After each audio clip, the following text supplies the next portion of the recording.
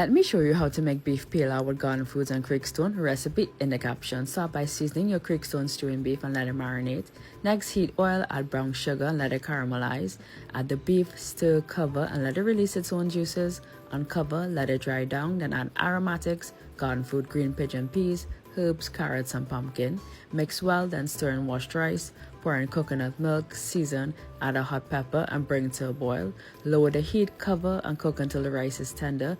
Finish it off with fresh herbs and enjoy.